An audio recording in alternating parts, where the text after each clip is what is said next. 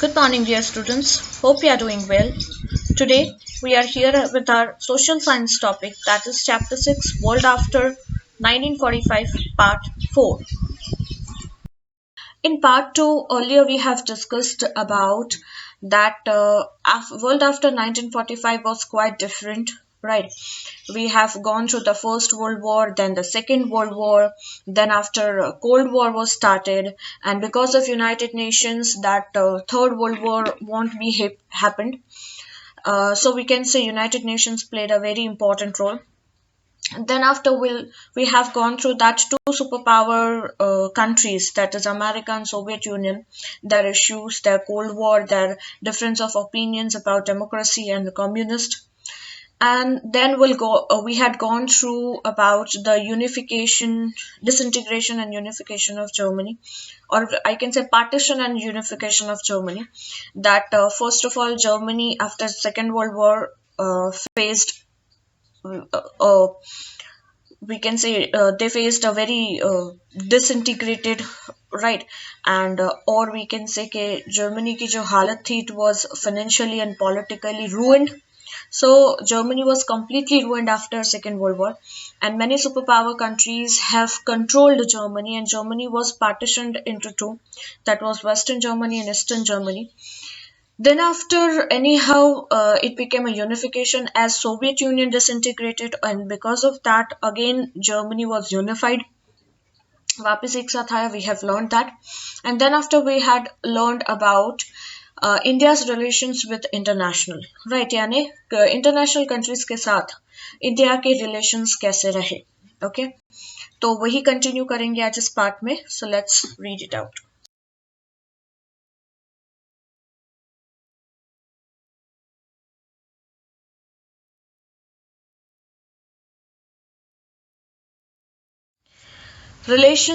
India's relations with other countries. So, when India conducted a nuclear test in Pokhran in Rajasthan in 1998, it was taken seriously and certain sanctions were imposed against India as US aided financially and technically. और lastly second part में हमने ये भी discuss किया था कि India के relations US के साथ स्पेसिफिकली कैसे रहे. वी कैन से यूएस और इंडिया के बीच में थोड़े डिफरेंसेस रहे because we haven't participate in second world war. We became neutral और we have join non align movement. Because of that US was quite dissatisfied with India because they had that hope कि India हमें support करेगी. So US somewhere supported Pakistan in the matter of Jammu and Kashmir. So we little bit have disintegration, or we can say we little bit have dissatisfaction with US up till we have learned.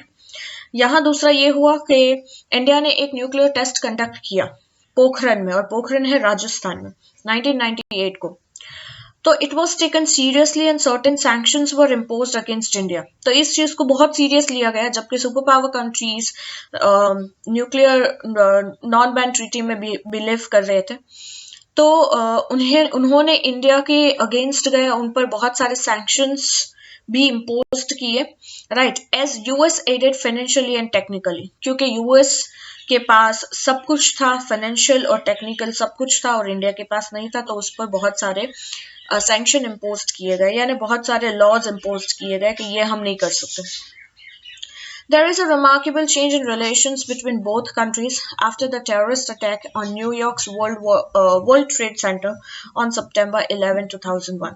So we can say कि 2001 के पहले and after whatever happened in 1945, after that our relation with US was not all satisfied, or इतने friendly relations were not that. It's not from the side of India, but it's from US we can say, क्योंकि US को बहुत सारे डिससेटिस्फैक्शंस थे, India से बहुत सारे hope थे, एंड हमें अपना देखना था. बट आफ्टर सितंबर 11, 2001, जब न्यूयॉर्क के वर्ल्ड ट्रेड सेंटर पे जो टेररिस्ट अटैक हुआ, उसके बाद इंडिया और यूएस के रिलेशंस में काफी चेंजेस आए. Let's see what type of changes. The United States is now accepting the fact that India is growing economically very fast. इसके बाद यूनाइटेड स्टेट्स को ये बात समझ में आई कि कहीं ना कहीं इंडिया इकोनॉमिकली बहुत फास्ट ग्रो कर रहा है. Now both the countries wish that there should be an intimate relationship with each other. और इसके बाद दोनों ही इंडिया तो always there to have a good relation with all the countries, but US को भी ऐसा लगा कि अब हमें भी एक अच्छा रिलेशनशिप मेंटेन करना चाहिए इंडिया के साथ। तो इससे ये हुआ कि दोनों के रिलेशनशिप्स में पॉजिटिवली चेंज आए। In September 2014 to 15, India's Prime Minister Shri Narendra Modi visited America and even addressed the United Nations.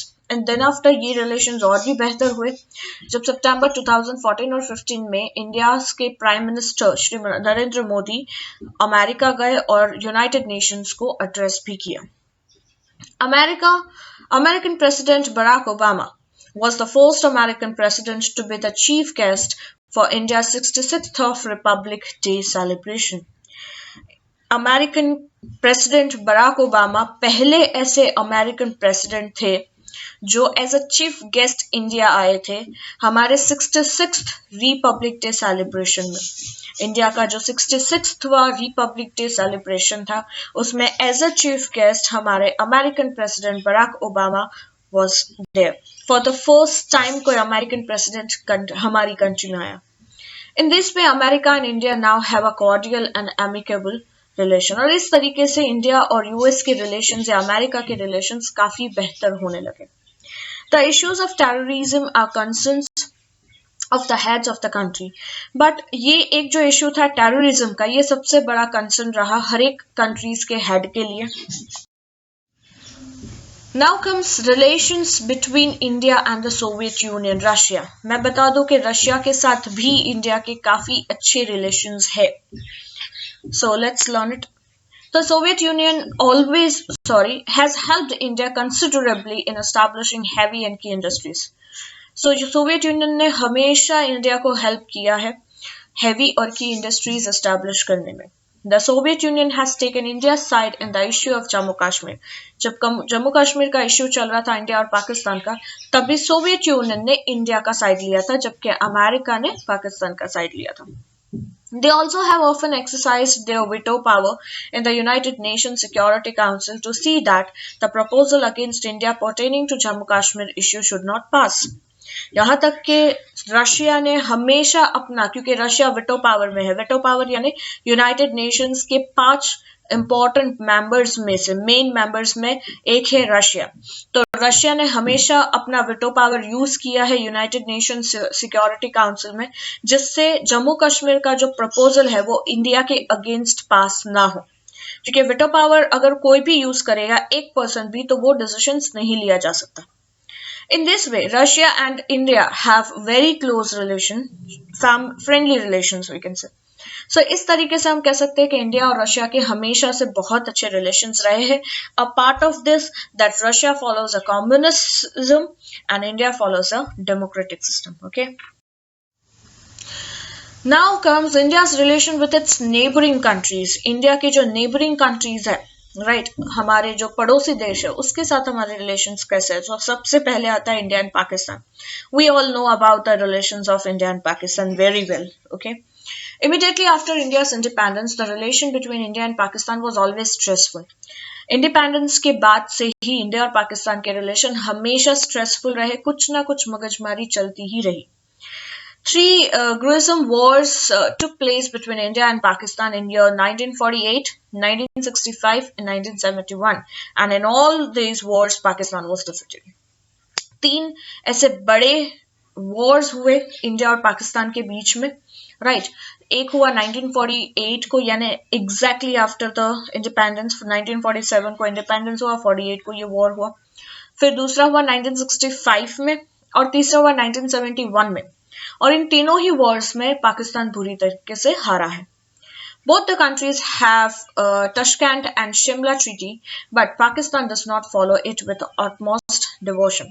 दोनों ही countries के बीच में टशकैंट और शिमला ट्रीटी है जिसके बेस पर वो इस तरीके से अटैक नहीं कर सकते या जम्मू कश्मीर में घुसपैठ नहीं कर सकते many more, right? But Pakistan ने कभी भी सीरियसली इस ट्रीटीज को फॉलो नहीं किया। In 1999, the Kargil War between India and Pakistan took place. फिर ये हालत हुई कि 1999 में कारगिल वॉर हुआ इंडिया और पाकिस्तान के बीच में Fortunately, heads of both the countries have expressed eagerness to resolve all issues peacefully through negotiations. But नसीब भी ये है कि दोनों ही कंट्रीज के जो हेड्स थे इंडिया और पाकिस्तान के, इन्होंने ये सोचा कि वॉर के बदले हम साथ में बैठ के डिस्कस करते हैं और इस प्रॉब्लम को रिजॉल्व करने की कोशिश करते हैं और वॉर नहीं होने देते। अब आता है India and China. India and China's relations started in the year 1945, sorry 54। India और चाइना के रिलेशन 1954 से शुरू हुए। When China displayed its boundary regions on map, it disturbed the relations between India and China. 54 में तो शुरुआत हुई दोनों के रिलेशंस की, बट इसके बाद चाइना ने एक गलती की। चाइना ने अपने मैप में इंडियाज की बाउंड्रीज को अपने मैप में शो किया कि ये चाइना में आता है, यानी चाइना की जो बाउंड्रीज के आसपास जो भी इंडिया है, राइट, वो रीजन को चाइना ने अपने मैप में शो किया और जिसकी वजह से इंडिया और चाइना के रिलेशंस खराब हुए। India opposed greatly when China showed most of the regions belonging to India as belonging to them. India ने बहुत ही strongly oppose किया जब चाइना ने अपने अपने मैप में इंडियन रीजन्स को उनका रीजन है ये बताया। The McMahon border, showing the border region between India and China, was rejected by China, and it led to further discomfort in the relations. एक McMahon border है, मैहन बॉर्डर है जो बॉर्डर रीजन्स बताते हैं कि इंडिया की बॉर्डर रीजन क्या है और चाइना की बॉर्डर रीजन क्या है, राइट। बट चाइना ने इसे एक्सेप्ट करने से मना कर दिया, इसे रिजेक्ट कर दिया, जिसकी वजह से इंडिया और चाइना के रिलेशंस खराब हुए। China attacked India in 1962 and captured the regions which were displayed in their map. China ने 1962 में इंडिया पर अटैक किया और वो रीजन्स उसने कैप्चर कर लिए जो रीजन्स उसने अपने मैप में दिखाए थे। India sent military troops to its border region to safeguard from China. फिर इंडिया ने वहां मिलिट्री ट्रूप्स भेजे बॉर्डर रीजन में जिससे वो चाइना को सेफगार्ड कर सके, चाइना से सेफगार्ड कर सके इंडिया को। China put an end to the war and in this way war ended. और इसके बाद क्योंकि हमारी मिलिट्री ट्रूप्स वहां पहुंच गई तो चाइना ने उस वॉर को एंड किया और उस तरीके से ये वॉर खत्म हुआ। To resolve this problems, many meetings were held, but it turned out to be futile. इस प्रॉब्लम को रिजॉल्व करने के लिए बहुत सारी मीटिंग्स भी हुई, बट इसका नतीजा ये आया कि रिलेशंस और भी खराब हो गए, राइट, या ये प्रॉब्लम रिजॉल्व नहीं हुई। But in the last decades, China and India have had cooperative and friendly relations. But हम कह सकते हैं कुछ लास्ट 10 सालों में चाइना और इंडिया के कुछ cooperative और friendly relationships है। We can see many products of China is being selling in India, right? India's Prime Minister Shri Narendra Modi invited Xi Jinping, the Prime Minister of China, to the riverfront Ahmedabad for a courtesy visit. और यहाँ तक कि India के जो prime minister है नरेंद्र मोदी, उन्होंने Xi Jinping को जो चाइना के प्राइम मिनिस्टर हैं उन्हें बुलाया रिवर फ्रंट अहमदाबाद में सो दैट के उनके आने से इंडिया और चाइना के रिलेशनशिप में कुछ फर्क आए। Okay, now comes India and Bangladesh. India और बांग्लादेश के रिलेशंस कैसे हैं? Bangladesh got freedom after many struggles. In 1971, Bangladesh became an independent and sovereign country as earlier it was a part of Pakistan. Bangladesh को फ्रीडम मिला बहुत स्ट्रगल के बाद, क्योंकि 1971 में बांग्लादेश को इंडिपेंडेंट हुआ बांग्लादेश एंड वो सोवेरियन कंट्री में आया। सोवेरियन कंट्री यानी कि अब वो कंप्लीटली आजाद है, उन पर किसी का रूल नहीं होगा, राइट। एंड उसके पहले वो पाकिस्तान का पार्ट था, वहां से वो इंडिपेंडेंट हुआ। As a new upcoming country, India help Bangladesh financially, technically and physically by giving equipments for its growth and development. So क्योंकि बांग्लादेश एक न्यू अपकमिंग कंट्री हो गई, इंडिपेंडेंट हो गई, तो इंडिया ने हमेशा बांग्लादेश को हेल्प किया financially, technically and physically by giving equipments so that के बांग्लादेश भी growth और development कर सके। So we can say we have a very good relationship with Bangladesh. But there are certain issues which have risen between India and Bangladesh. But कुछ ऐसे issues हुए जिसकी वजह से इंडिया और बांग्लादेश के relations में भी कुछ problems I. The utilization of water from River Ganga and its proper channelizing has been talked out between the two countries. अब गंगा का जो रिवर है राइट, गंगा रिवर जो है उसका जो पानी है उसे यूटिलाइज करने के लिए और उसे प्रॉपर चैनलाइज करने के लिए, प्रॉपर वे में उसे पहुंचाने के लिए दोनों कंट्रीज के बीच में डिस्कशन हुआ, क्योंकि गंगा बांग्लादेश से भी निकलती है एंड इंडिया में भी है, ठीक है।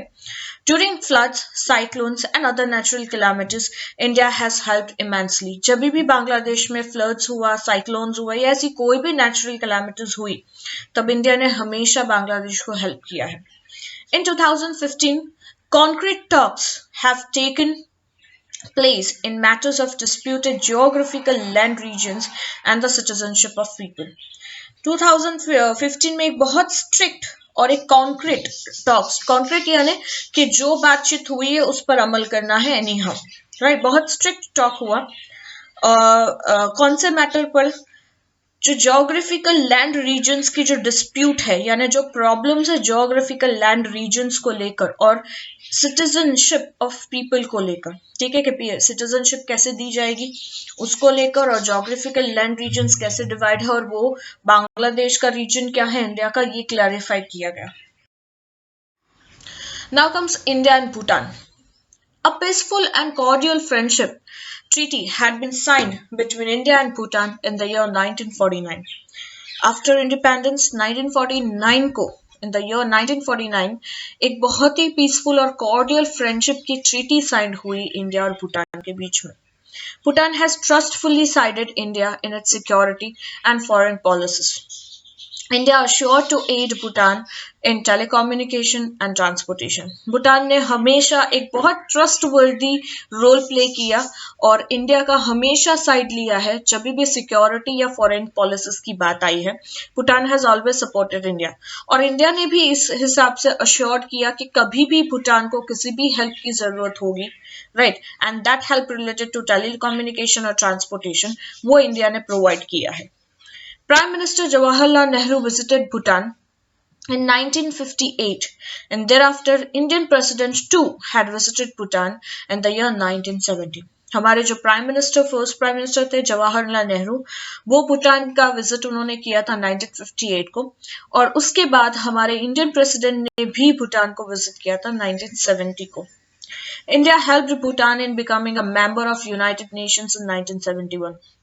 यहाँ तक कि इंडिया ने भूटान को हेल्प भी किया जिससे वो यूनाइटेड नेशंस के मेंबर बन सके 1971 में। There is never a troubled relation between India and Bhutan. India's Prime Minister Shri Narendra Modi visited Bhutan in the year 2014 and said that India's progress has a direct effect on its neighboring countries. The intersecurity related cooperation has been done satisfactory. कभी भी India और भूटान के बीच में कोई भी troubled सम relation नहीं हुआ, कभी कोई इश्यू नहीं हुआ। यहाँ तक कि हमारे पीएम श्री नरेंद्र मोदी ने भी भूटान को विजिट किया था 2014 में और उन्होंने अपने स्पीच में यही कहा था कि इंडिया का प्रोग्रेस डायरेक्ट इफेक्ट करेगा उनकी नेबरिंग कंट्रीज को। उसके बाद इंटरसिक्योरिटी की बात हो या कॉपरेशन की बात हो, दोनों के बीच में एक सेटिस्फैक्टरी रिलेशन रहा है। Now comes India and Sri Lanka. The relation between India and Sri Lanka is very old. ये relation बहुत पुराना है।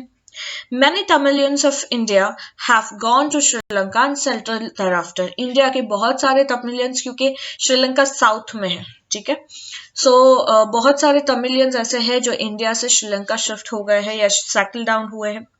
Their citizenship was the main issue between India and Sri Lanka, but continuous talks have resolved it. जो Tamilians India से Sri Lanka shift हुए हैं या settled हुए हैं तो उनके सिटीजनशिप को लेकर बहुत सारे इश्यूज रहे, बट ये इश्यूज धीरे धीरे रिजॉल्व होते रहे इंडिया और श्रीलंका की बातचीत से। The problems of Tamilians and peaceful talks between Tamil organizations and Sri Lankan government was the priority of India. जितनी भी प्रॉब्लम्स तमिलियंस की है, राइट, इसे पीसफुल से या पीसफुली टॉक्स के साथ एक तमिल ऑर्गेनाइजेशन और श्रीलंकन गवर्नमेंट के साथ शांति से बातचीत से ये सुलझाया जाए, ये हमेशा से इंडिया की प्रायोरिटी रही है। India's Prime Minister Shri Narendra Modi visited the troubled region of Tamilians in Jaffna on 13th March 2015. यहाँ तक कि हमारे पीएम श्री नरेंद्र मोदी ने ट्रबल्ड रीजन्स यानी तमिलियंस का एक बहुत ही ट्रबल्ड रीजन है जहां जाना बहुत डिफिकल्ट है या वहां बहुत सारे ट्रबल्स है, ऐसे रीजन में भी वो गए हैं जिसका नाम है जाफना, और ये जाफना में वो गए 13th मार्च 2015 को. India assisted financially for the reconstruction of 27,000 houses for rehabilitations of Tamilians. Today, India and Sri Lanka have very cordial relation. यहाँ तक कि इंडिया ने फाइनेंशियली भी हेल्प आउट किया है जिससे वो 27,000 हाउसेस को हाउसेस दे सके फॉर रिहेबिलिटेशन ऑफ तमिलियंस. यानी अगर कोई तमिलियंस वहां से यहाँ सेटल होने आए हैं या यहाँ से वहां गए हैं, उसके लिए भी उन्होंने फाइनेंशियली हेल्प की है श्रीलंका को, ठीक है, जिससे वो सेटल डाउन कर सके ऐसे तमिलियंस को. आज इंडिया और श्रीलंका के काफी अच्छे रिलेशंस हैं. Now comes the relation between India and Nepal. The relations between India and Nepal started with the signing of treaty in the year 1950. India और नेपाल के रिलेशंस की शुरुआत हुई 1950 के ट्रीटी के साइन करने के बाद. According to the treaty, both the countries are considered to be sovereign and to preserve regional unity as well as commutations of citizens in both the countries. इस ट्रीटी से दोनों की कंट्रीज जो है वो सोवेरियन रहेगी, ये साबित हुआ, या ये ट्रीटी इसलिए साइन की गई कि दोनों कंट्री सोवेरियन रहेगी, कोई किसी के मामले में इंटरफेयर नहीं करेगा, राइट, आज़ाद रहेगी और अपनी एक रीजनल यूनिटी बनाए रखे और हमेशा communication of citizens in both the countries. जैसे हम देखते हैं कि हमारी कंट्रीज में बहुत सारे नेपालीज आ जा सकते हैं, राइट, तो उनके सिटीजन्स को लेकर भी इस पर डिसीजन हुआ है. India has help Nepal socially and economically.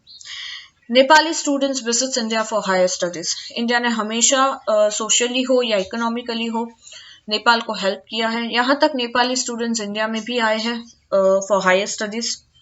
The rivers flowing from Himalaya come from the various regions of Nepal. जो भी रिवर्स आती है हिमालय से वो बहुत सारे नेपाल रीजन्स में भी जाती है. Due to this, during rain, it affects India badly. और इसकी वजह से इंडिया में उस बारिश की वजह से बहुत इफेक्ट होता है पानी का, यानी फ्लड से ऐसे इश्यूज हम भी फेस करते हैं. To stop the floods due to this rains, talks have begun between these two countries. तो दोनों ही कंट्रीज फ्लड से इफेक्ट होते हैं, तो ये फ्लड्स को रोकने के लिए राइट दोनों कंट्रीज के बीच में बातचीत भी हुई. On 25th April 2015, Nepal faced destructive earthquake of the magnitude of 7.8 on the Richter scale, which caused the death of 8,000 people. इसके बाद 25 अप्रैल 2015 में नेपाल ने एक डिस्ट्रक्टिव अर्थक्वेक देखा जिसका मैग्नीट्यूड हाईएस्ट था 7.8, जो रिक्टर स्केल से पता चला, जिसकी वजह से 8,000 लोगों की डेथ हुई. India aided in relief and rehabilitation work in the areas affected by earthquake. India ने यहाँ पे भी हेल्प किया, उन्हें रिलीफ करने के लिए, वहाँ के लोगों को रीसेटल करने के लिए, रिहेबिलिटेशन प्रोवाइड करने के लिए जो जो एरियाज में अर्थक्वेक अफेक्ट हुआ है. रिहेबिलिटेशन का मतलब होता है कि जैसे अर्थक्वेक हुआ, बहुत सारों के घर बार सब कुछ टूट गया, छीन गया फ्लड्स में या किसी भी वजह से, तो उन लोगों को वापस कहीं ना कहीं सेटल डाउन तो करना है, उन्हें कुछ वक्त के लिए कहीं ना कहीं रखना तो पड़ेगा, उनका खाना पीना सारी फैसिलिटीज देनी पड़ती है, तो उसे कहते हैं रिहेबिलिटेशन. ठीक है. Now comes India and Afghanistan. India has a very friendly relation with Afghanistan. India has largely contributed in the reconstruction of Afghanistan, like in construction, health and education. India के अफगानिस्तान के साथ भी बहुत अच्छे रिलेशंस हैं. यहाँ तक कि इंडिया ने लार्जली कंट्रीब्यूट किया है अफगानिस्तान को रिकंस्ट्रक्ट करने के लिए, कंस्ट्रक्शंस में, हेल्थ और एजुकेशन में. In economic and social development, India has financially helped. Afghanistan के इकोनॉमिक और सोशल डेवलपमेंट में भी इंडिया ने फाइनेंशियली हेल्प की है. During natural calamities also India help financially. कोई भी कंट्रीज हो, कोई भी नेचुरल कैलामिटीज किसी भी कंट्रीज पे आई है, India is always there to help them. The construction of Afghanistan's parliament building is being done by India. और यहाँ तक कि अफगानिस्तान के पार्लियामेंट बिल्डिंग का कंस्ट्रक्शन भी इंडिया ने किया है. Now comes India and Myanmar. India and Myanmar, जिसको पहले कहा जाता था Burma, have very cordial relations. यहाँ पे भी हमारे बहुत अच्छे रिलेशंस रहे हैं. After India got independence, Myanmar got independence in 1948. India को इंडिपेंडेंस मिला है 1947 में. उसके बाद म्यांमार को भी इंडिपेंडेंस मिल गया. From that time the relationship has been friendly, और उसी वक्त से अच्छे रिलेशंस रहे हमारे. After independence, Myanmar has requested financial aid from India. Independence के बाद म्यांमार ने हेल्प मांगी, फाइनेंशियल हेल्प मांगी इंडिया से. India has helped them instantly because India wants Myanmar to be financially sound. India's foreign policy is to have world peace and security. जैसे ही Myanmar में ने फाइनेंशियली हेल्प मांगी India से, India ने तुरंत ही उसे हेल्प किया, क्योंकि इंडिया चाहती थी कि म्यांमार भी फाइनेंशियली साउंड कंट्री बने. और इंडिया की जो फॉरेन पॉलिसीज है वो यही है हमेशा से कि वर्ल्ड पीस और सिक्योरिटी बनाए रखें. Furthermore, Indian foreign policy ensures friendly and cordial relationship with its neighboring countries. और यहाँ तक कि इंडियन फॉरेन पॉलिसीज भी ये इंश्योर करती है कि इंडिया के रिलेशंस हमेशा फ्रेंडली और कॉर्डियल रहे हैं अपने नेबरिंग कंट्रीज के साथ. हमने कभी कोई मुद्दा या प्रॉब्लम्स क्रिएट नहीं किए, वी कैन से.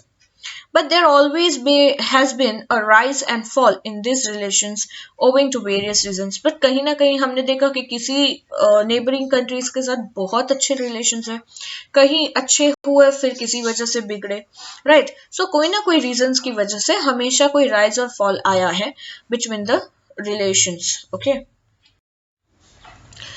So here our chapter gets over, and hope you understood this chapter very well, that the world after 1945 की जो हमारी जर्नी रही, स्पेसिफिकली अगर वर्ल्ड तो ठीक है, हम इंडिया की बात करें, 1945 से till today, whatever journey we have passed, we have gone through this chapter and we got it very well. So we'll see to the next chapter, a new chapter. Up till bye bye, take care all of you.